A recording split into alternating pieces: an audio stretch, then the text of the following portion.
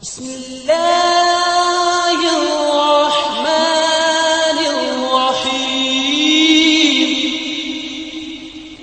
الله رب العالمين والصلاة والسلام على سيد الأنبياء والمرسلين وعلى آله الطيبين الطاهرين وعلى من تبعهم بإحسان إلى يوم الدين أما بعد أعوذ بالله من الشيطان الرجيم بسم الله الرحمن الرحيم جعل الله الكعبة البيت الحرام قياما للناس والشهر الحرام والهدي والقلائد ذلك لتعلموا أن الله يعلم ما في السماوات وما في الأرض وأن الله بكل شيء عليم اعلموا أن الله شديد العقاب وأن الله غفور رحيم ما على الرسول إلا البلاغ والله يعلم ما تبدون وما تكتمون صدق الله المولانا العظيم. یہ سورہ مائدہ کی 97ویں آیت ہے. اس کی تشریح تو آ چکی ہے، میں صرف ترجمہ کر لیتا ہوں اور تھوڑا اشارہ کر لوں گا سبق کی طرف جو اس سے پہلے آ چکا ہے. جعل اللہ الکعبۃ البیت الحرام قیاما للناس. اللہ تبارک تعالیٰ فرماتے ہیں کہ اللہ رب العزت نے کعبۃ اللہ کو لوگوں کے ٹھہراؤ کا اور لوگوں کے بقا کا ذریعہ بنایا. کعبۃ اللہ کو اس کی تشریح آ گئی کہ کعبۃ اللہ پوری کائنات کے بقا کا ذریعہ کس طرح ہے.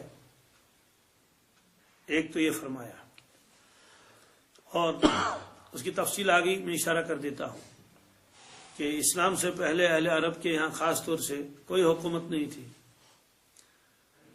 قبائل تھے، فلاں قبیلہ فلاں قبیلہ فلاں قبیلہ.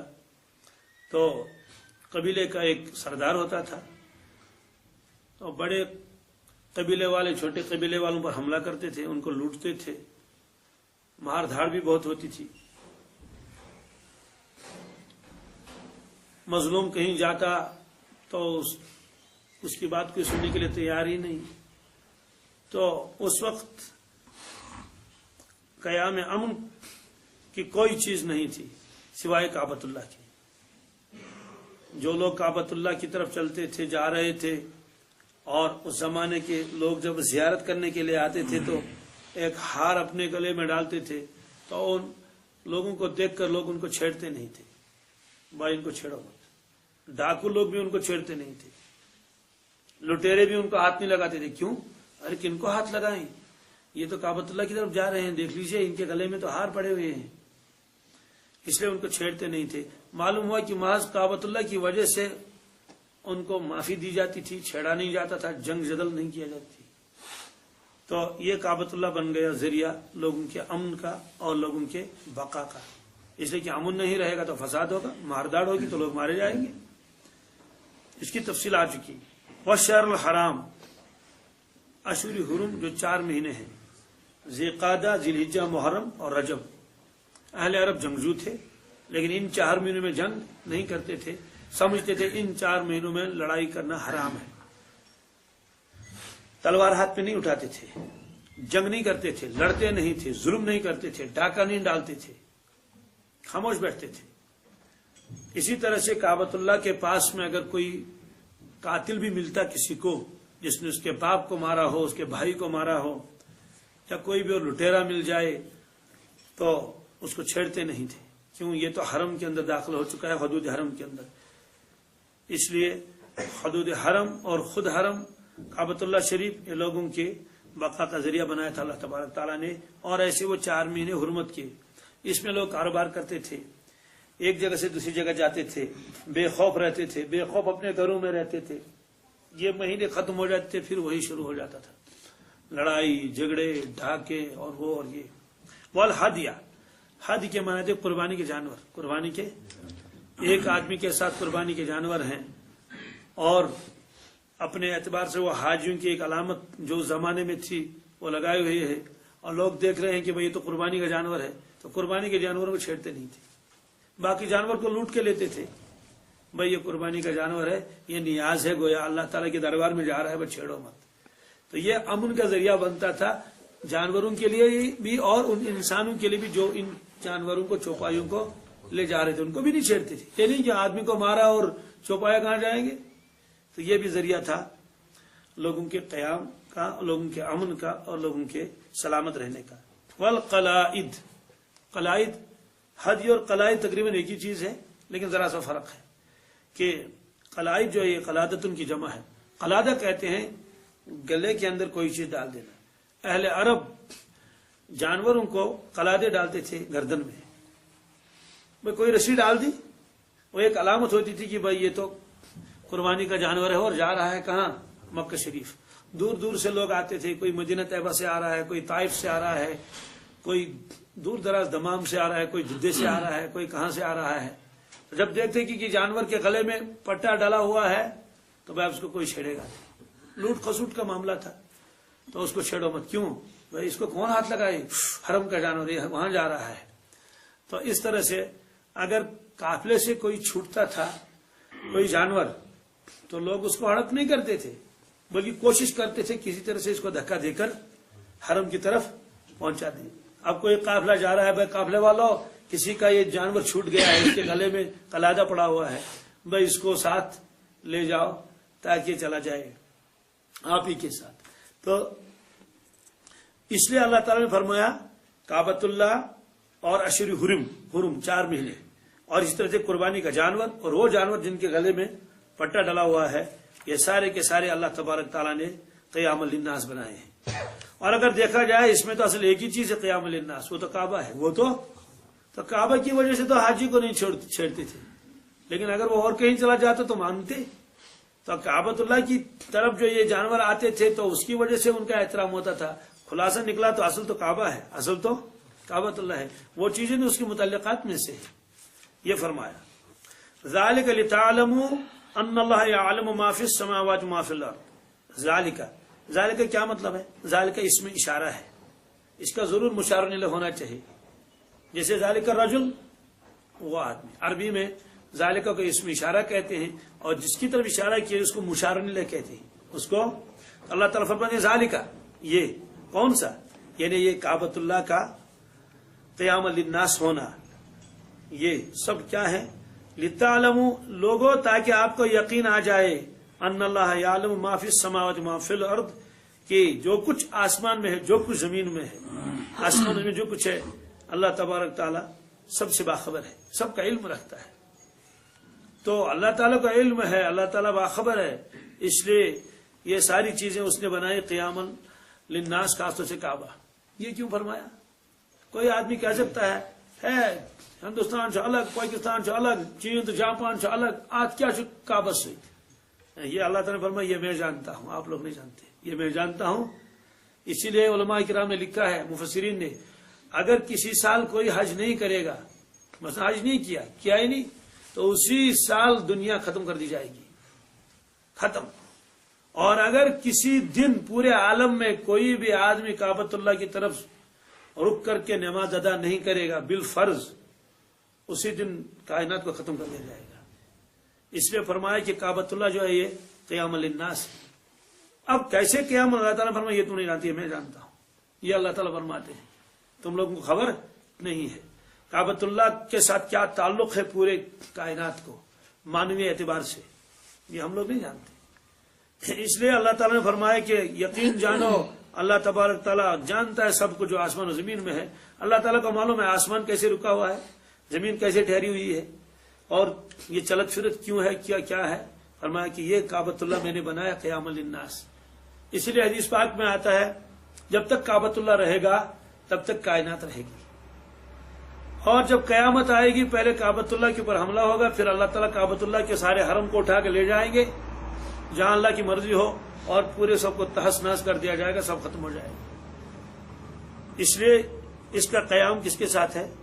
ہاں، پورے عالم کا قیام اسی کے ساتھ ہے۔ یہ تو بالکل ایسا ہی ہے جیسے ہزاروں موبائل ہیں لوگوں کے پاس، سب کا تعلق ایک ٹاور کے ساتھ ہے۔ اجنبی آدمی کو کیا معلوم ہے جو جانتا ہی نہیں اس کا تعلق کس کے ساتھ کیا ہے، لیکن ہے باقاعدہ۔ ہمارے یہاں ایک مسل مشہور ہے، مسل کیا ہے؟ بس وہ ایک لطیفہ ہے کہ یہ ریڈیو گڈنے تھا کیا ہو؟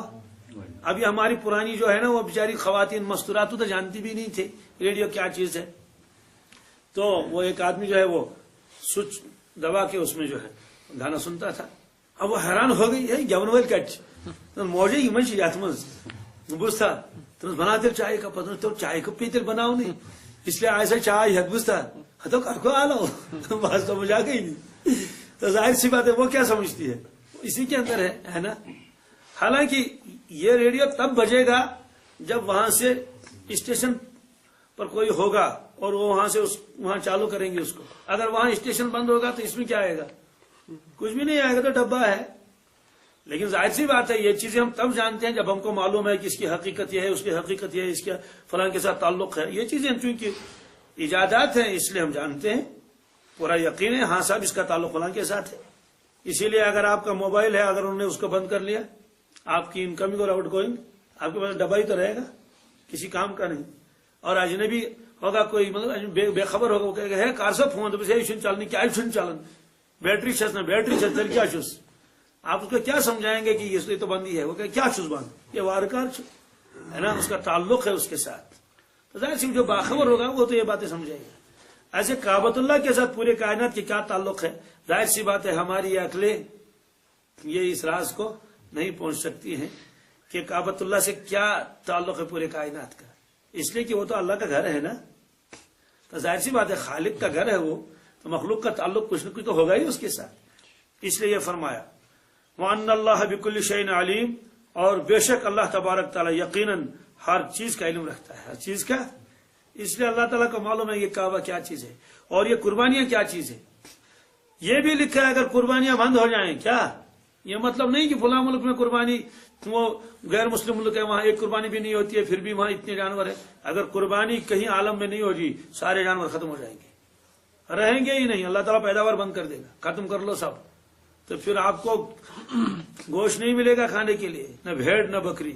یہ جو اللہ کے نام پر اتنے کٹتے ہیں اتنے جانور، اس کی وجہ سے جانوروں میں کتنی پیداوار ہے۔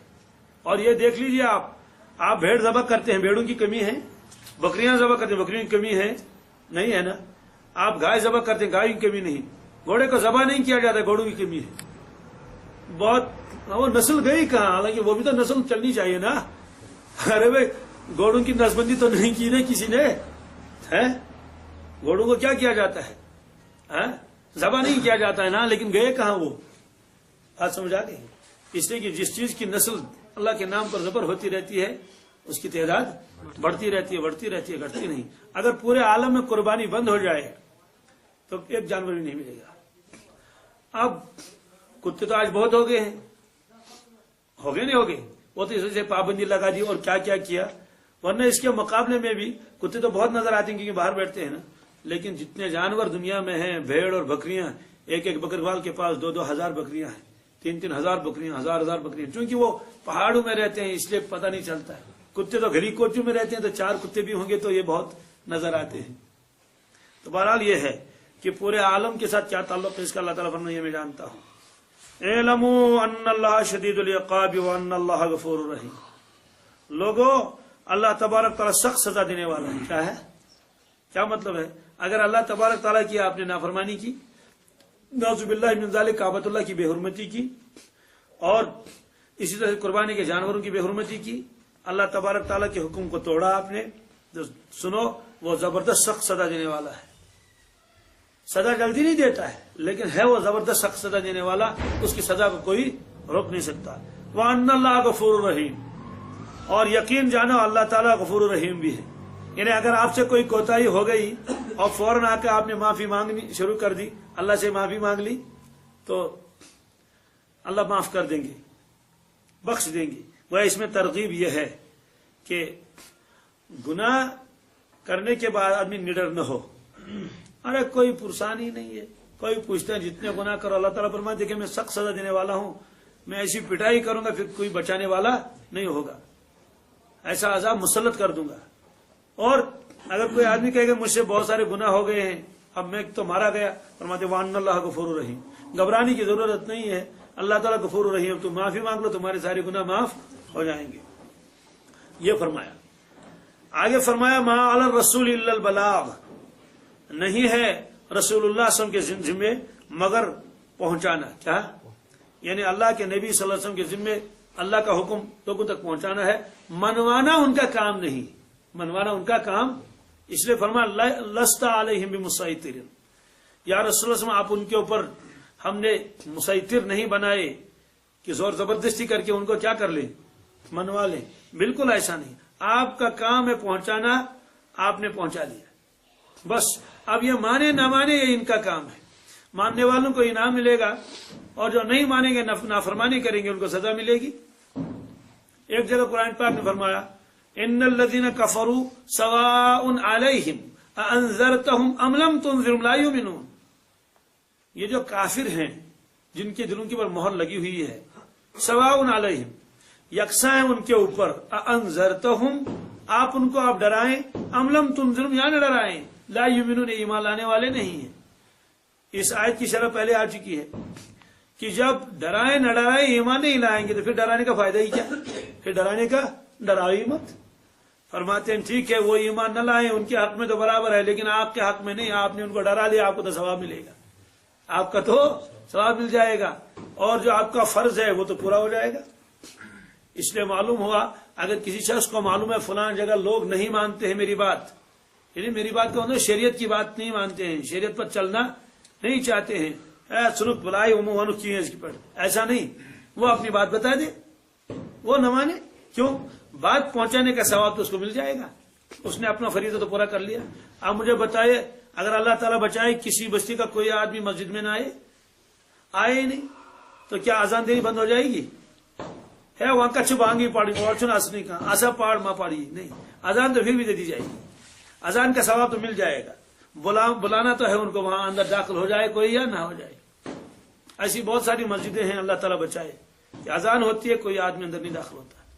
میں ایک جگہ گیا, اذان میں نے دے دی, دوسرے گاؤں میں پہنچا تھا, ایسے کام کاج کا وقت تھا, لوگ گھروں میں بھی تھے, کچھ لوگ تو دور بھی تھے, تو جوان بھی تھے, گھروں میں بھی تھے, باہر کچھ بیٹھے ہوئے بھی تھے. اذان دے دی میں نے, کیونکہ عام طور سے کشمیر میں تو 1:30 بجے نماز ہوتی ہے. سنتیں پڑھنے کے بعد انتظار میں کیا, کوئی آئے گا, کوئی نہیں آیا. 1:35 ہو گئی, کتنے اب 1:35 ہو گئے, کوئی نہیں آیا. اس کے بعد میں نے اکیلے نماز پڑھ لی اور نکلا, اور باہر دیکھا گاؤں میں لوگ بھرے ہوئے, کوئی اپنے آنگن میں بیٹھا ہوا ہے, کوئی اپنے کام کر رہا ہے, گھاس تراون, وہاں کوئی نہیں آیا. ظاہر سی بات ہے اگر کوئی مسجد میں نہیں آئے گا تو اس کا کیا مطلب یہ ہوا کہ آپ اذان دینا چھوڑ دیں. اس لیے فرمایا کہ ما علی الرسول الا البلاغ, اللہ کے نبی صلی اللہ علیہ وسلم کے ذمے تو پہنچانا ہے, لوگ مانے یا نہ مانے. اس لیے فرمایا کہ آپ لوگوں کو ڈرائیں یا نہ ڈرائیں, یہ ایمان لانے والے نہیں ہیں. پھر فائدہ کیا ہے؟ فائدہ یہ ہے کہ آپ کا جو فرض ہے وہ تو پورا ہو گیا. یہ یہاں کیوں فرمایا ما علی الرسول البلاغ؟ اس کا مطلب تو یہ ہے کہ اللہ تبارک تعالی خود دیکھیں گے کون فرمان بردار ہے کون نافرمان ہے, کس کو سزا دینی ہے کس کو انعام دینا ہے. یہ اللہ کے نبی سب کا کام نہیں ہے کہ فلاں کو سزا دے دیں, فلاں کو یہ دے دیں, کسی کو دوزخ میں ڈال دیں, کسی کو جنت میں ڈال دیں. فرمایا کہ آپ نے اپنا کام کر لیا, وما علی الرسول البلاغ واللہ یعلم ما تبدون وما تکتمون. اللہ تبارک تعالی جانتے ہیں ما تبدون, لوگوں جس چیز کو تم ظاہر کرتے ہو وہ میں جانتا ہوں, وما تکتمون جو تم چھپاتے ہو وہ بھی مجھے جانتا ہوں, میں جانتا ہوں. کیا فرمانا چاہتے ہیں اللہ تبارک تعالیٰ اس میں؟ یہ فرمانا چاہتے ہیں جن اعمال کو تم کرتے ہو یہ تو مجھے معلوم ہے ہی, لیکن جن اعمال کو تم چھپاتے ہو ان سے میں باخبر ہوں. اس کا مطلب تو یہ ہے میں تمہارے ظاہر اور باطن دونوں کو دیکھ لیتا ہوں, تمہارا ظاہر کیسا تمہارا باطن کیسا ہے. اس لیے اس آیت کے تحت مفسرین فرماتے ہیں, وہ اس آیت میں اللہ تعالیٰ تو فرماتے ہیں میرے بندو اپنا ظاہر بھی درست کر لو, اپنا باطن بھی درست کر لو. یہ گویا اللہ تعالیٰ فرماتے ہیں. اس میں بہت گہرا سبق ہے یہ, واللہ یعلم ما تبدون وما تکتمون. کہ اللہ تبارک تعالیٰ وہ جانتے ہیں جو تم ظاہر کرتے ہو، جو تم چھپاتے ہو وہ بھی جانتے ہیں۔ وہ اللہ تعالیٰ یہ فرمانا چاہتے ہیں کہ ظاہر بھی اچھا ہو باطن بھی، اسی لیے اللہ کے نبی صلی اللہ علیہ وسلم دعا مانگتے تھے، اللہم اجعل سریرتی خیرا من علانیتی، یا اللہ میرے باطن کو ظاہر سے بہتر بنا۔ اس دعا کو آپ خوب سن لیجیے۔ اللہ کے نبی صلی اللہ علیہ وسلم کا باطن بھی ٹھیک اعلیٰ درجے کا، سبحان اللہ کا، کس کا ایسا ہو سکتا ہے، ظاہر بھی ہے نا، وہ تو تصور سے بھی بالا تر ہستی، لیکن یہ ہماری تربیت کے لیے تھا۔ اللہم اجعل سریرتی خیر من علانیتی، اے میرے مولا میرے باطن کو ظاہر سے بہتر بنا، میرے باطن کو، پہلے باطن کا تذکرہ کیا، وجل علانیتی صالحہ، اور میرے ظاہر کو بھی نیک بنا، درست بنا۔ تو اس حدیث پاک کی روشنی میں اور اس آیت کی تشریح میں علماء کرام یہ فرماتے ہیں ایمان والے کا ظاہر بھی بہتر ہونا چاہیے، ایمان والے کا باطن بھی بہتر ہونا چاہیے۔ اسی لیے آپ نے فرمایا انما الاعمال بالنیات، اگر کسی شخص کا ظاہر بہت اچھا ہے، نماز بھی پڑھتا ہے، حج بھی کیا، زکوٰۃ بھی دے دیتا ہے، صدقہ خیرات بھی کر لیتا ہے، لیکن باطن اس کا خراب ہے، نیت اس کی درست نہیں ہے، تو وہ کامیاب نہیں۔ نیت ہی درست نہیں ہے، اس کا تو سارا بیکار ہو گیا، کیونکہ ایک سائیڈ تو اس کا ٹھیک ہے، دوسرا سائیڈ تو خراب ہے۔ اسی طرح سے باطن میں حسد ہے، دل میں حسد ہے، کبر غرور ہے، اپنے آپ کو بہت بڑا سمجھتا ہے، تو دوسروں کو حقیر جانتا ہے۔ ظاہر تو اس کا بہت اچھا ہے، ظاہری اعتبار سے شراب نہیں پیتا ہے، رشوت نہیں لیتا ہے، جھوٹ نہیں بولتا ہے، کسی پر ظلم نہیں کرتا ہے، لیکن اندرونی خرابی میں مبتلا ہے کہ جو اعمال کرتا ہے لوگوں کو دکھانے کے لیے کر لیتا ہے، کرتا ہے خوب اعمال، اور اسی طرح سے یا لوگوں کو حقیر جانتا ہے، اپنے آپ کو بہت پہنچا ہوا شخص جانتا ہے۔ ظاہر اس کا اچھا ہے لیکن باطن اس کا خراب ہے، اس لیے فرمایا کہ ظاہر بھی ٹھیک کر لو باطن بھی۔ دوسرے آدمی اس کا الٹا ہے، ظاہر اس کا خراب ہے، نماز ہی نہیں پڑھتا ہے، ادھر سے حسد کسی کا بھی دل میں نہیں ہے، تو میں شاید خدا نے سوچ میں اچھا اپنے آپ کو حقیر ہی جانتا ہے۔ ویسے حقیر تو جاننا بھی چاہیے کہ جب ظاہر میں، تو باطن تو اس کا کسی قدر ٹھیک ہے، جتنا بھی تھوڑا بہت کر لیتا ہے مہار اللہ کی رضا کے لیے کرتا ہے، لیکن اعمال اس کے شریعت کے مطابق نہیں ہے، تو اس لیے اس کا مطلب اس کا باطن تو کسی قدر ٹھیک ہے لیکن ظاہر اس کا خراب ہے۔ تو ظاہر بھی ٹھیک ہونا چاہیے اور باطن بھی ٹھیک ہونا چاہیے۔ ظاہر کے اوپر بھی احکامات لگتے ہیں اور باطن کے اوپر بھی احکامات لگتے ہیں۔ دنیا میں بہت ساری چیزیں ہیں وہ ظاہر پر حکم لگتے ہیں، ظاہر و باطن دونوں کا ٹھیک ہو۔ آپ مجھے بتائیے، آپ نے بہت عمدہ بھیڑ خرید لیا اور بہت بڑا کشمیری مرغا لائے آپ ذبح کرنے کے لیے، جب آپ نے اس کو ذبح کیا اندر دیکھا تو اس کے تو کیڑے پڑے ہوئے ہیں گوشت کے اندر، تو اندر کی کیا وچمی تھی ہے نا، تو آپ اس گوشت کو کھائیں گے؟ کیوں نہیں کھائیں گے؟ وہ تو خراب ہے۔ یا بالکل اندر سے دیکھا کہ تو وہ گوشت جو ہے اس کا رنگ بدلا ہوا ہے، ماس نیلے مت اندر کی، آپ اس کو استعمال نہیں کریں گے۔ ظاہر میں تو وہ اچھا خاصا تھا، تو اس کا باطن خراب تھا، آپ نے اس کو ناپسند کیا۔ اور اگر ظاہر ہی نہیں ہے، ظاہری خراب ہے اس کا، کوئی چیز آپ نے خرید لی، مثلا اخروٹ خرید لیے، دیکھیں کہ بالکل کالے کلوٹے ہیں، آپ تو اس کو پسند ہی نہیں کریں گے۔ ہدی نہیں کس یہ کیا نہیں افسرس برو کن کیا ترا یہ گھر لڑ تھی نصب یہ کرہن کال ہے نا، اگر وہ تعریفیں کرے گا ہے آج گوج اندر کن اصل دپ مجھے گوج نہیں مجھے ڈون دن تمس بہ ہا تمس برو کن دت۔ اس کا مطلب تو یہ ہے کہ کیا ہونا چاہیے، ظاہری صاف و شفاف ہونا چاہیے، صابن سے صاف دھلا ہوا، اور اگر بہترین چمکن اس ڈون پھٹرا سہ نیرن سوچ، تو آپ اس کو افسر کے پاس لے جائیں گے نا، صبح دم ہے یہ کیا ہو سکتا، حالانکہ اس میں تو معافی بھی دی جا سکتی ہے کیونکہ بھائی ہم کو تو اندر کا حال تو معلوم نہیں ہے، لیکن یہ ہے کہ جان بوجھ کر کوئی آدمی ایسا کر لے گا تو اس کی تو معافی بھی نہیں۔ تو ہمارا ظاہر اور باطن یہ تو سب ہمارا اپنے ہاتھ میں ہے، تو دونوں صحیح ہونے چاہیے۔ اسی طرح سے ظاہری اعتبار سے بعض لوگوں کو مقام ملتا ہے، کیسے؟ جیسے مور ہے، یہ اس کو کہتے ہیں پرندوں کا راجا۔ کیا پرندوں کا راجا کس کو کہتے ہیں؟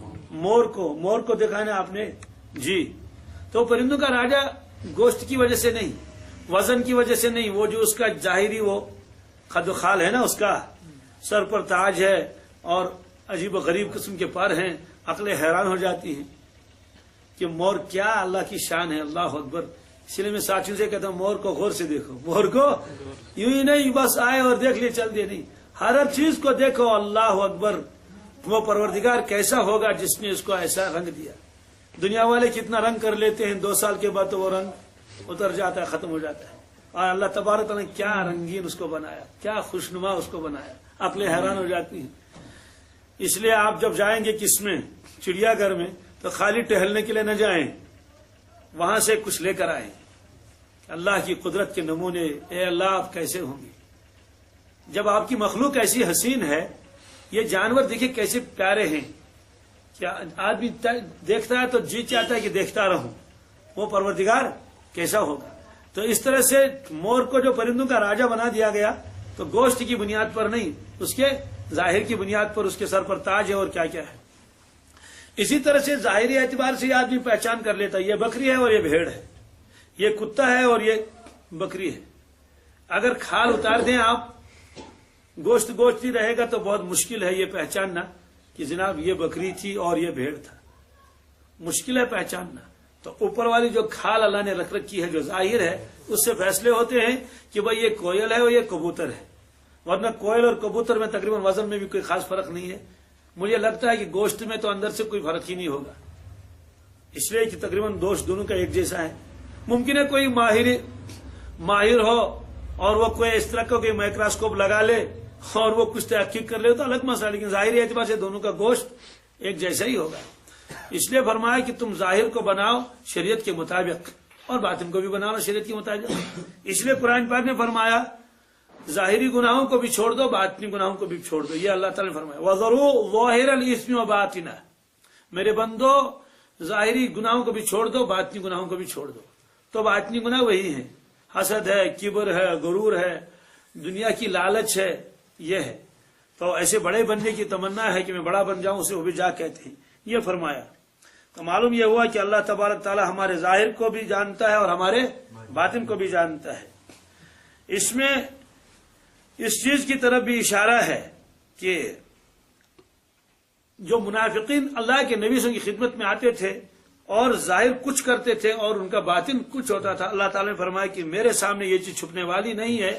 اور بعض مرتبہ اللہ کے نبی صلی اللہ علیہ وسلم کو بتایا جاتا تھا کہ فلاں شخص منافق ہے۔ تو گویا ہمارا سارا ظاہر اور ہمارا سارا باطن یہ اللہ تبارک تعالیٰ کے سامنے ہے۔ گویا اللہ تعالیٰ دونوں صفات کو یاد دلاتا ہے، وہ یہ فرماتا ہے کہ اطاعت ظاہری بھی ہونی چاہیے اور اطاعت باطنی ہونی چاہیے۔ باطنی خوبیاں بھی ہوتی ہیں، اللہ سے محبت، اللہ کا خوف، عاجزی اور انکساری، یہ باطنی خوبیاں ہیں۔ اس لیے بعض حضرات نے فرمایا کہ بعض مرتبہ 2 شخص ہیں، اعمال دونوں کر لیتے ہیں، ایک شخص بھی کر لیتا ہے اعمال فرائض سنت، دوسرا بھی، لیکن دوسرا اس سے بڑا ہوا ہے۔ کیوں؟ کیونکہ وہ قلبی اعمال میں مشغول ہے، یعنی اس کے دل میں عاجزی ہے، انکساری ہے، اور اللہ کے نبی صلی اللہ علیہ وسلم کی محبت ہے، اللہ کی محبت ہے، دین کی عظمت ہے، تو وہ آدمی اس سے بڑا ہوا ہے، یہ فرمایا۔ آگے اللہ تبارک تعالیٰ ایک آیت فرماتے ہیں، ایسی جامع آیت ہے، اللہ اکبر۔ مفسرین کرام فرماتے ہیں کہ حیران کن آیت ہے یہ۔ قرآن پاک تو سارا ہی ایسا ہے، کیا فرمایا؟ قُلْ لَا يَسْتَوِي الْخَبِيثُ وَالطَّيِّبُ وَلَوْ أَعْجَبَكَ كَثْرَةُ الْخَبِيثِ۔ قرآن پاک کی ہر آیت تو کیا ہے، سبحان اللہ۔ اسی لیے اللہ کے نبی صلی اللہ علیہ وسلم فرماتا بلغوا عنی ولو آیا، کہ پہنچا دو میری امت تک میری جانب سے چاہے ایک ٹکڑا ہی ہو۔ وہاں آیت کا ایک مطلب ہے، اگر قرآن پاک کی ایک آیت ہے یہ بھی پہنچا دو، دوسرا مطلب ہے کہ میرا ارشاد کوئی سارا پہنچانا اگر یاد نہ ہو، معلوم نہ ہو، تو کوئی ضروری جتنا ٹکڑا تمہارے پاس اس میں پہنچا دو۔ اس کی وجہ کیا ہے؟ اس کی وجہ ہے کہ ہم لوگ کلام کر لیتے ہیں، چاہے کتنا اچھا کلام کر لیں گے، درس ہی کیوں نہ ہو اور واضح تبلیغ ہی کیوں نہ ہو، بہت ساری باتیں ایسی ہیں جو اس وقت کہنے کی نہیں تھی۔ مطلب سوچنا پانے ہے نوم کتھا سے کس کارنے کہ غیر ضروری کتھ، تو سائن کتھن میں سے غیر ضروری کتھ واریہ آسن، اس لیے اس میں کانٹ چھانٹ کرنی پڑ لیتی ہے کہ بس ذرا جو اہم باتیں ہیں اس کو الگ نوٹ کر لو، باقی کو چھوڑ دو۔ لیکن اللہ کے نبی صلی اللہ علیہ وسلم کا کلام نعوذ باللہ من ذالک، کیا اس میں کبھی کانٹ چھانٹ کی نوبت آئی کہ بھائی اس میں ذرا کانٹ چھانٹ کر لو، جو ذرا اچھی باتیں ہوں ان کو الگ کر دو اور جو ذرا وہ دوسرے قسم کی باتیں ہوں غیر ضروری اور لایانی جسے کہتے ہیں اس کو الگ کر دو؟ ایسا کبھی نہیں ہوا۔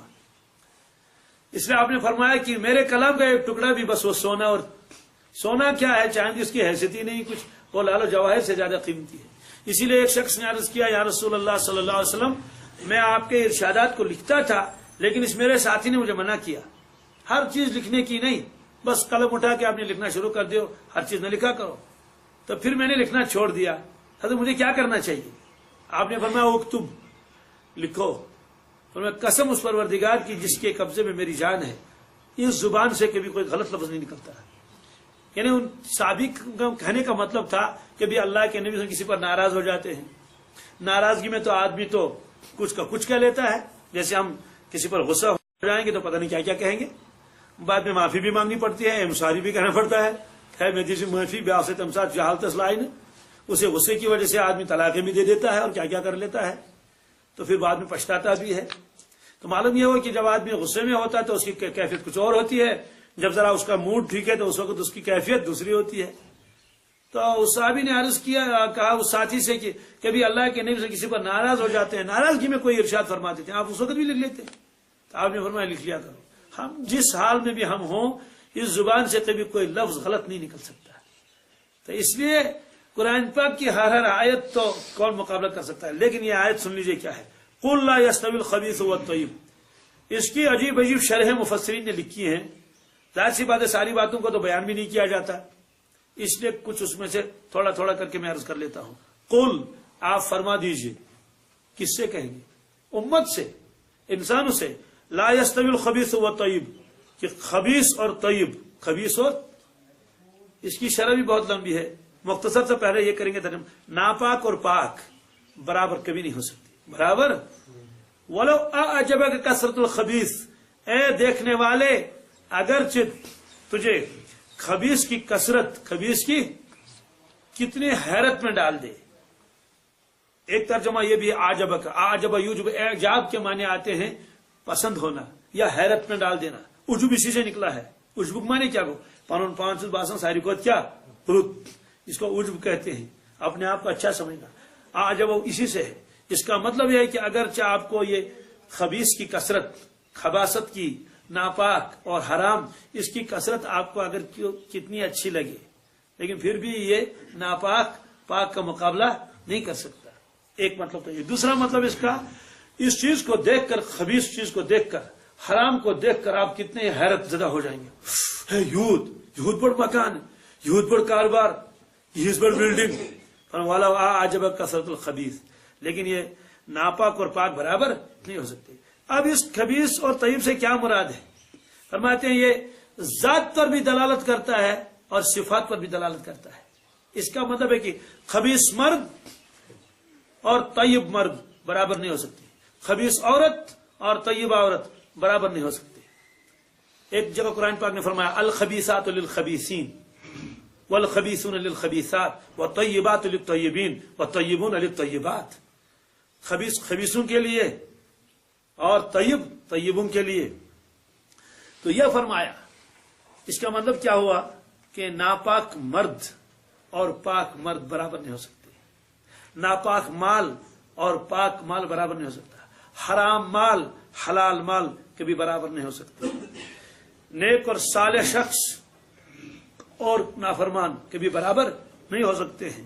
اس لیے اس کی بڑی لمبی چوڑی تفسیریں لکھی ہیں مفسرین کرام نے، یہ بتانے کے لیے کہ حلال تھوڑا ہو وہ بہت ہے، اس لیے حرام میں برکت بھی نہیں۔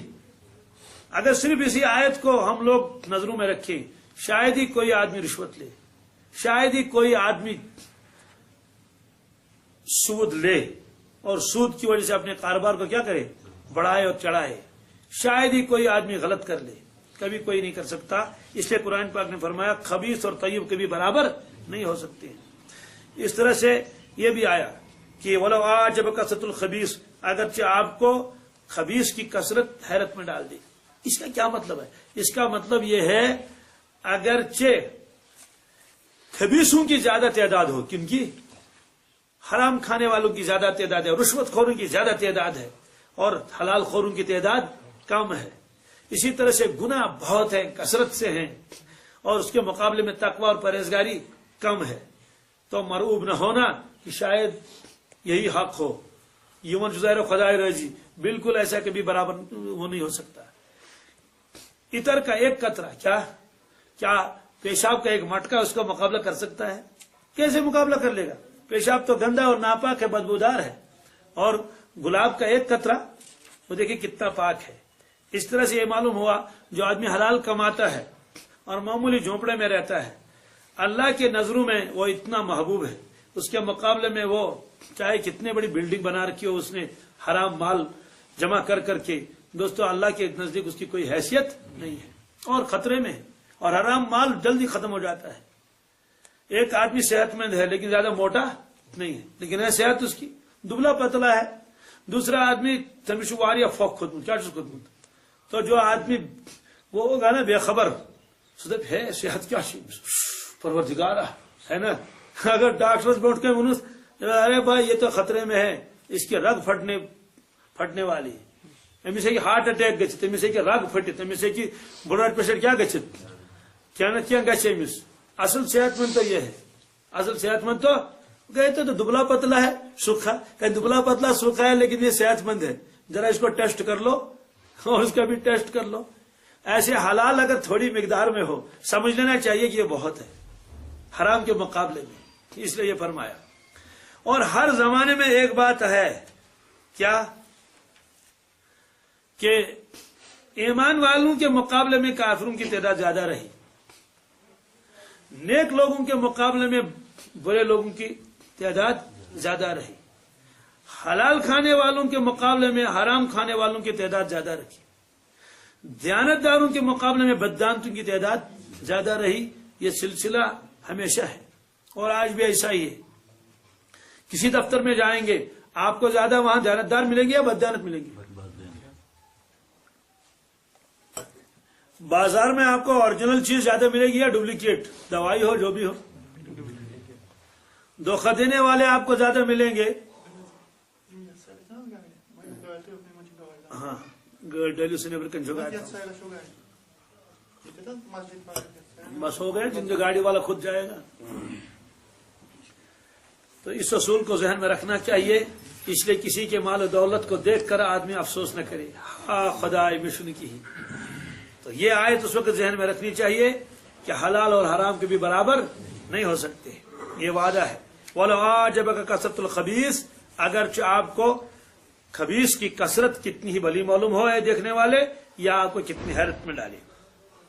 یہ بھی فرمایا کہ اس سے معلوم یہ ہوا کہ دنیا میں اہل رسوم زیادہ ہوں گے، کیا بدعتی زیادہ ہوں گے، اہل سنت کی تعداد اس کے مقابلے میں کم ہوگی، ایسے اہل حقائق کم ہوں گے اور رسومات والے زیادہ ہوں گے، بس رسمیں ہوں گی بہت ساری۔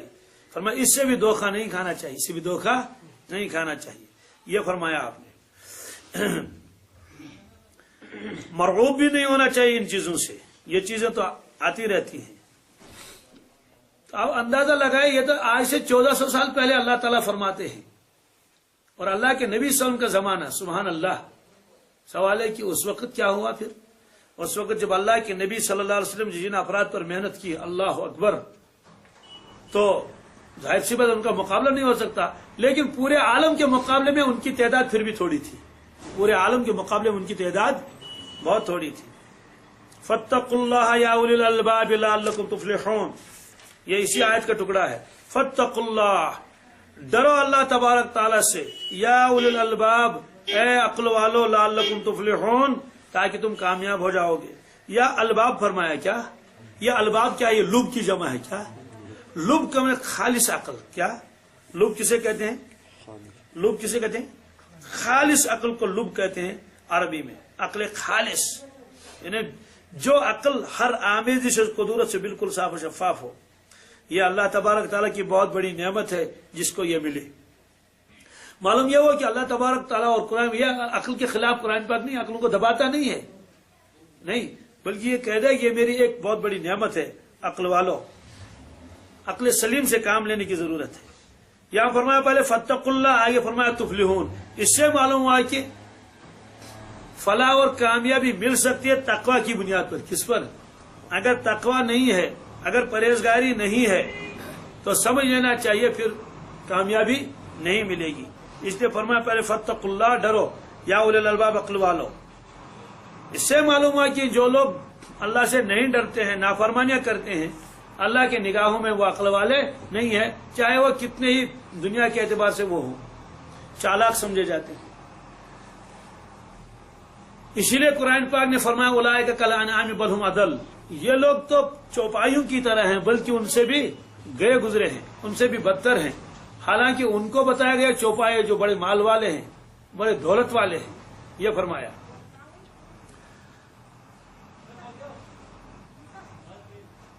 حضرت عمر بن عبدالعزیز رحمۃ اللہ تعالی علیہ، ان کو کہتے ہیں خلیفہ راشد۔ کیا؟ خلیفہ راشد۔ اللہ کے نبی صلی اللہ علیہ وسلم فرمایا خلفائے راشدین، اس میں 4 حضرات آتے ہیں۔ ایک حضرت ابوبکر صدیق، سب جانتے ہیں، حضرت سیدنا عمر فاروق، اور حضرت سیدنا عثمان غنی، اور حضرت علی کرم اللہ تعالی وجہہ رضوان اللہ علیہم اجمعین، یہ سب خلفائے راشدین ہیں۔ تو خلفائے راشدین کے معنی کہ انہوں نے حکومت کی ہے اللہ کے نبی صلی اللہ علیہ وسلم کے نقش قدم پر۔ کس پر؟ برابر اسی نقش قدم پر۔ حضرت علی کرم اللہ تعالی وجہ سے ایک آدمی نے کہا حضرت ابوبکر صدیق کے زمانے میں امن تھا، اور حضرت فاروق کے زمانے میں بھی امن تھا، اور اس کے بعد حضرت عثمان غنی کی شہادت تک بھی امن تھا، پھر امن نہیں رہا۔ یعنی گویا اشارہ کرنا چاہتا تھا، وہ اعتراض کرنا چاہتا تھا آپ کے زمانے خلافت میں تو ہر جگہ لڑائی، اور وہ حضرت تو حضرت تھے۔ حضرت نے جواب دیا بالکل صحیح، ابو بکر نے ہم جیسوں پر حکومت کی تھی۔ کن پر؟ ہم جیسے تھے، اس لیے امن امان تھا، اور ہمارے حصے میں تو آپ جیسے لوگ آ گئے۔ گویا کہ اس اعتراض کرنے والے نے یہ اعتراض کس کی طرف کیا تھا؟ حضرت کی طرف کی، نعوذ باللہ من ذالک۔ آپ لوگ حکومت کرنا نہیں جانتے ہیں، اس لیے یہ لوٹ کھسوٹ اور کیا کیا وغیرہ